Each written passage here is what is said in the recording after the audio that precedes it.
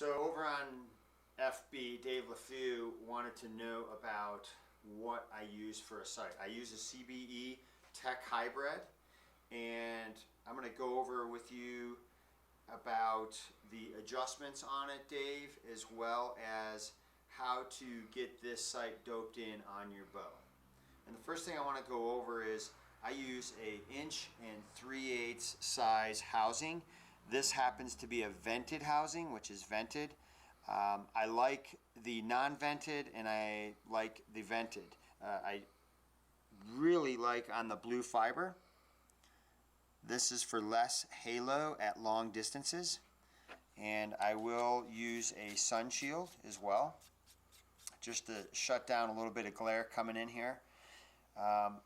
This has a really nice windage adjustment. So you loosen this knob. Oops, sorry, going the wrong way. And then this is one click. So at 100, let's just say you're 4 inches off to the left at 100 yards. One click is going to take care of that, possibly two.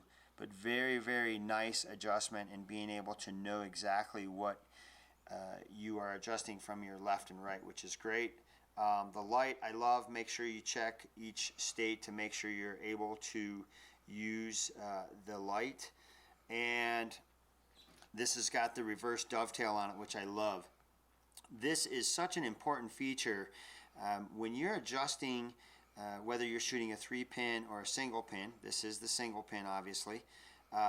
In that last 3 seconds before the shot, where this is going to save you from, if this was flat this way on the bow, you'd have to turn your bow to find that increment that you're looking for on your range. But this way, the bow stays just like it is now, how you're looking at it, and you're able to find your exact distance and be able to lock it in and be ready to shoot, which is very, very nice. Moving over to the third axis, which I really love, is they've been able to design this down here. If you look, it's radiused. So on the radius, that allows us to be able to pivot. And I'll just show you real quick here.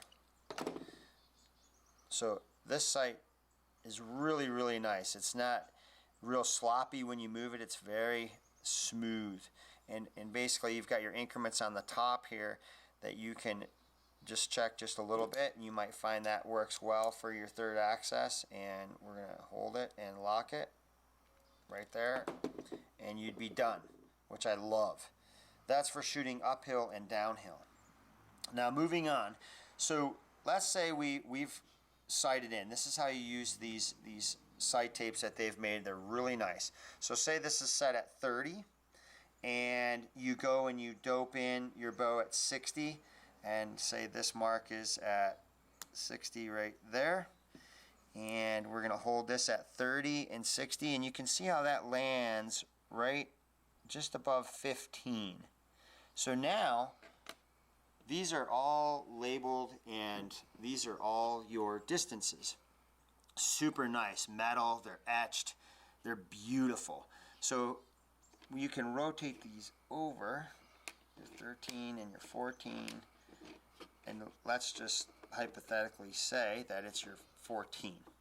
Now you're going to unscrew the Allen wrenches, which I love, and you would bolt this on and you will be ready to go. Very, very nice setup. No one else has this in the industry on sights, and very accurate and very nice, and you don't have to worry about the weather getting underneath your old conventional sight tape and basically damaging that. I've actually had it happen on hunts when I get a lot of rain. If you are using the old setup, I will say this: use map paper that you can buy at a map store, and you can run your print off of Archer's Advantage onto it. But you don't have to do that now, which I really, really like. That is the Tech Hybrid, Dave, and that's the sight that I'm using this year. Thanks for your question. Then again, guys, or girls, if you have anything that you want me to go over, please let me know, and I'll do my best to get it done. Hunting season is starting, so it's going to be a little bit tougher. and got quite a bit of scouting to do yet, but I will try to get your questions answered. I'm Anthony Dixon for CBE. Have a killer day.